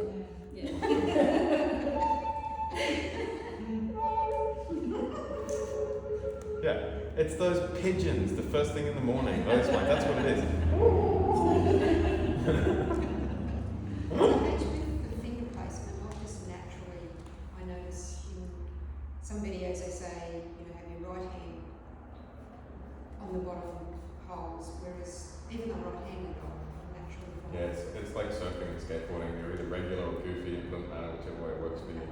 call it the top hand. It's the top hand and the bottom hand, and the ring finger of the top hand is the one that stays down for the no wrong note scale. Yeah. Other than that, it's all kind of about personal preference with that stuff. Okay. And same thing with the pinky. Yeah, It's just I like it tucked under, but that's on a smaller style of flute. If I'm on a bass flute, I actually usually can't get it under. It really depends. But for students starting out on an A432, I find that it's good to teach them at least a space system of anchors on the bass, so that they've got a grounding spot to start a structure from. And then, as you've figured out, if that's not quite for you, it's pretty easy to release the finger and do whatever you want with it. But 60% of the problem for students that I've come across is this note here, and people just end up not playing that note, which is devastating for their practice, because then they never know and never get a full grasp of breath dynamics. Because this low note is the note of all notes, to teach us the full extent of the breath dynamics for that flute. And although it's the harshest note to learn on, if you can nail it on that one, then you've got a really good beginning of the relationship all the way up into the yang of the flute. So it's always sad when I see flute players that avoid the low hole because they're having sealing issues, because they can't seal the hole, they haven't figured out how to seal the hole. It's totally worth it, so I just try and make sure that everyone can play that low note, because the bass note is the best note. And also with when everyone was playing theirs and we had this and you offered this, I don't know if it was because over here everybody else, but mine sounded like I was. You probably know. Because mine was. Oh, you're that one when you were playing that one? Before you stopped. Yeah. Often. Just play it for me for a bit. And this is, because it's a much bigger one than this, I'm actually still learning to get my finger placement on this one, so.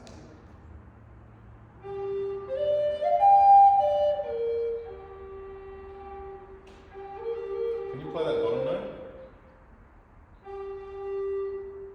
Can you move the fiddle around just a little bit? Back towards the hole, or? Possibly. Yeah, and that's what I noticed on this one is, the placement, just a little bit out back. Bottom note again. Sounds fuller there. Yeah. Yeah, okay, so I had the. Yeah, you got to watch the ones with the guardrails on them, because they're even more hypersensitive to block placement. Oh, okay. Yeah. Okay, excellent. Thank you. And the other thing with the guardrail setup is you need to make sure that it's perpendicular, like again, millimeter accuracy to being straight. If it's slightly off, you can imagine it's like the air is coming through a tunnel. So if it's got the guardrails on past the splitting edge as well, and it's off a bit, it's hitting that edge at a funny angle, and it's going because it doesn't know what's. It's like but I think I'm supposed to be there, but I'm pointed this way. So which one am I going to do? Yeah. So that's why again it's just cool for a student, because they don't have to worry about it so much with this. But once you get that in a good place, and you figure out where it needs to be sounding to sit right, you should still get a full low tone out of that bottom note.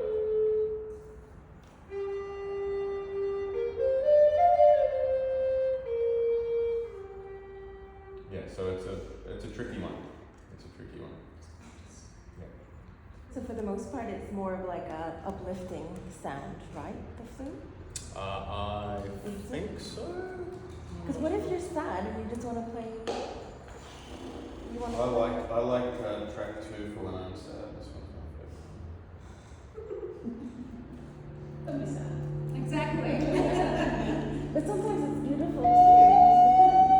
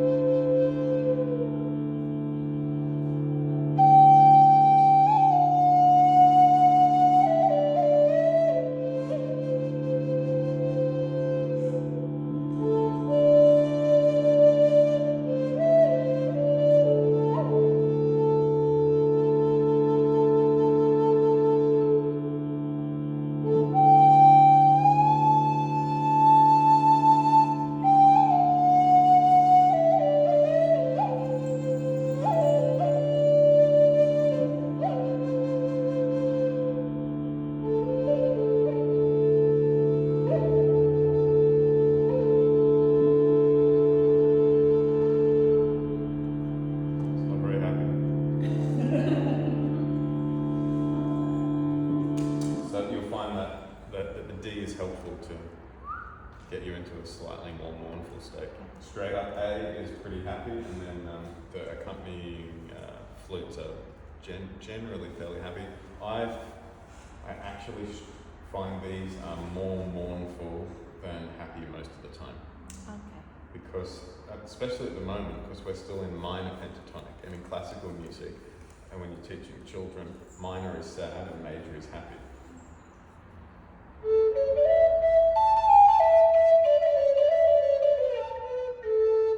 Kind of crashy there, but the major scale is doable, but it's hard in different combos, and you've got to split finger notes to get major scale notes on a Native American style flute.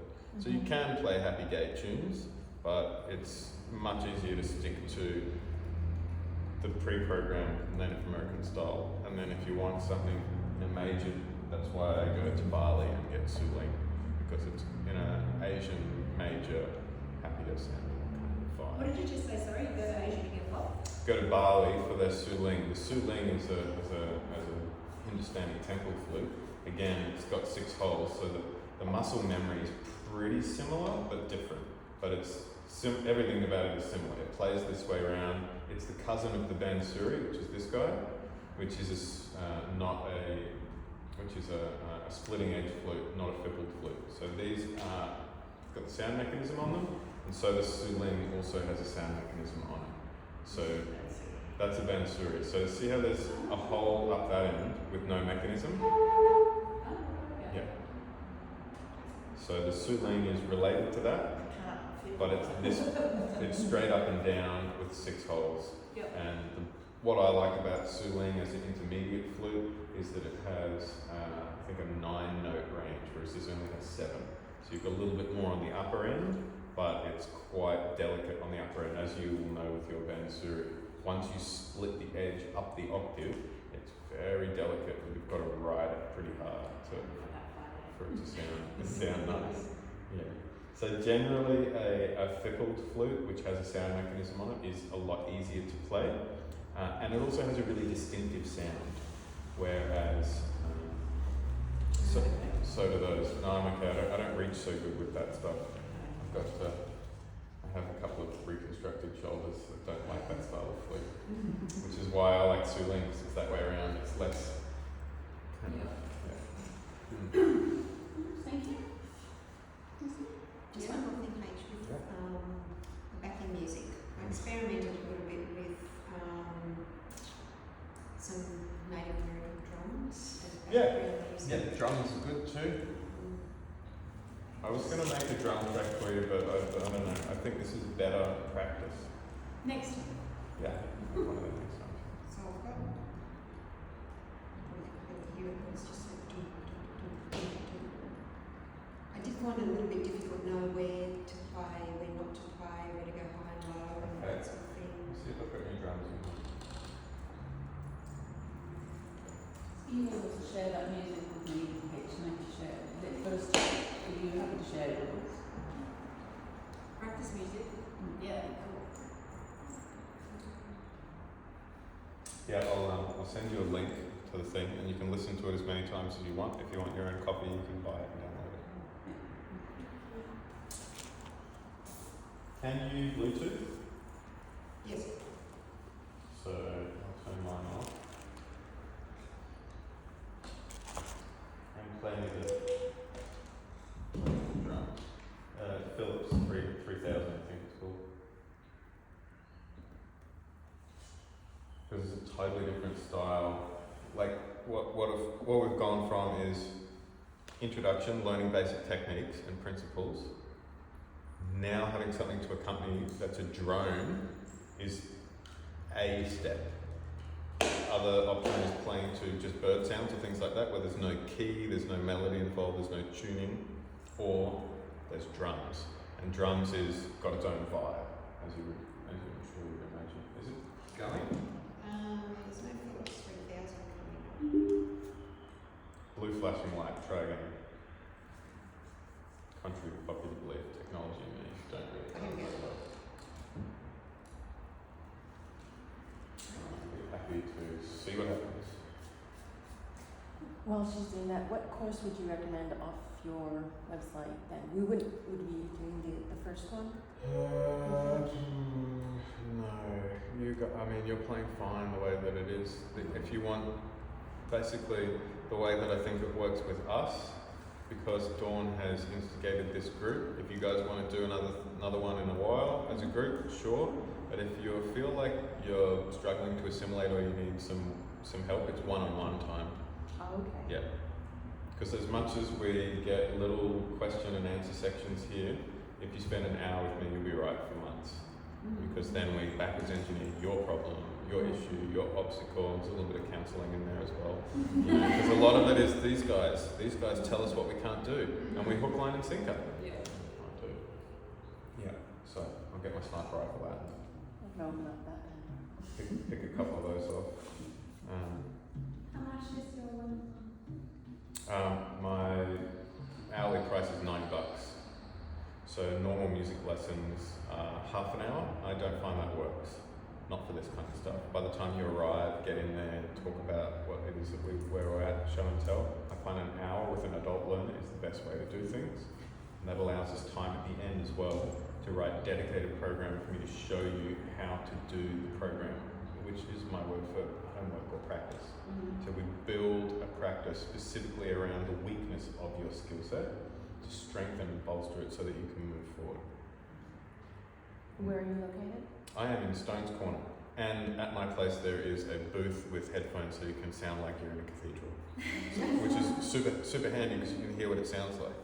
So if you ever wanted to hear what it sounds like, that's a way to do it. You can come to my place, I can hit the red button, you can play, and then you can sit and hear what happened right then, which is how I learned to be really, to be a quick learner at that stuff. I used to just record myself straight away, listen to it straight away, fix it in my head, identify what the issue was, and go back, do drills, what I call those things, where I'm just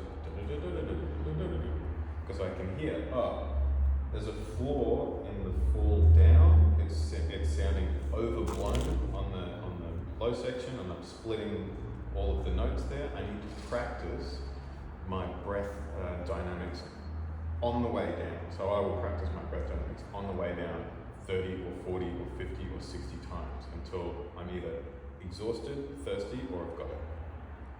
And then next time I go, I'll usually start with that drill so that I know that it's in there and I don't doubt myself. I'm like, no, we did that. Did we do that? Did we do a good job of it?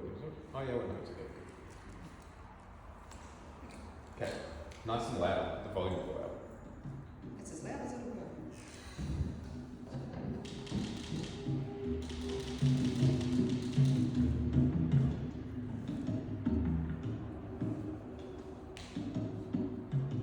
Because you picked a strange timing drum. It's hard to tell.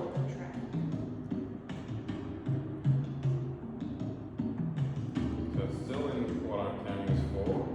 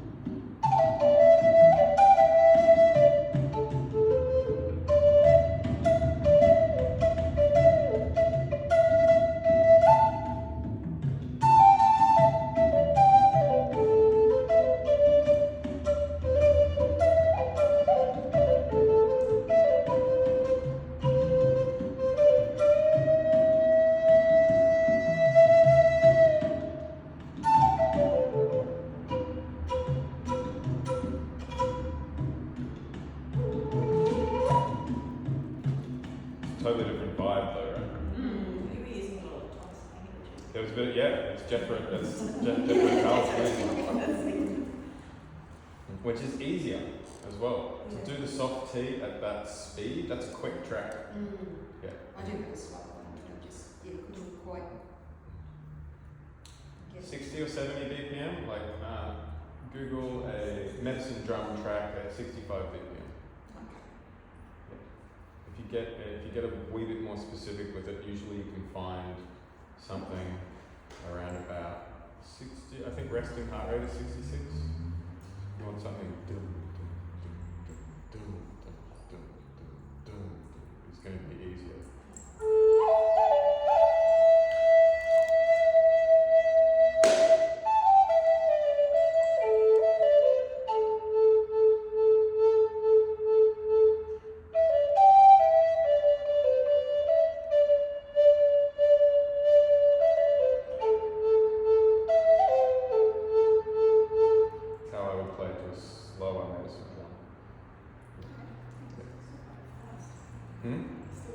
Still quite fast, yeah. But as soon as you introduce a drum, it's like the vibe changes. Yeah, the vibe changes for sure.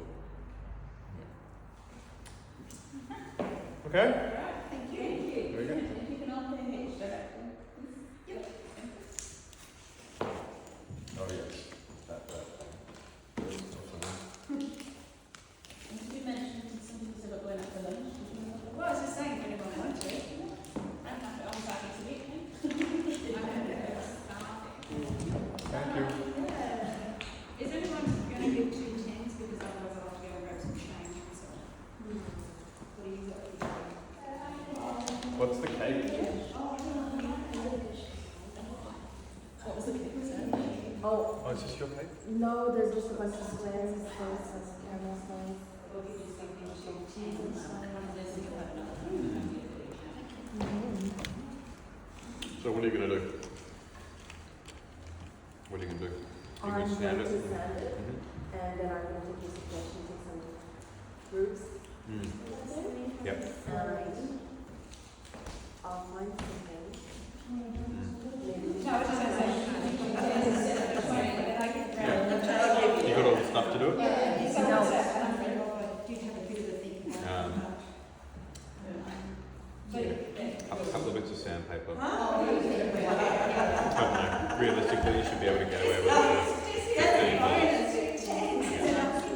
Thanks, Jacob. A friend gave it to me as a gift, and I'm still trying to work it out.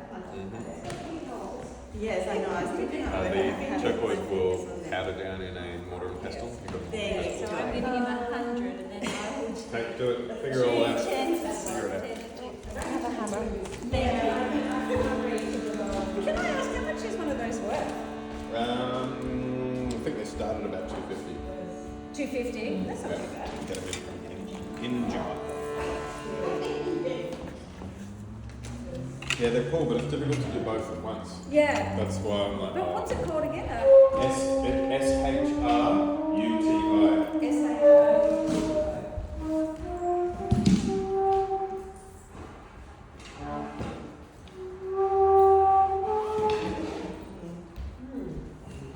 I'm gonna practice for a few months. Hmm? I'm gonna go home and practice Yeah, for a few months. yeah. And go on the Facebook page and get the Facebook group. I'll send to Dawn the play along tracks, and you can just play them on the internet.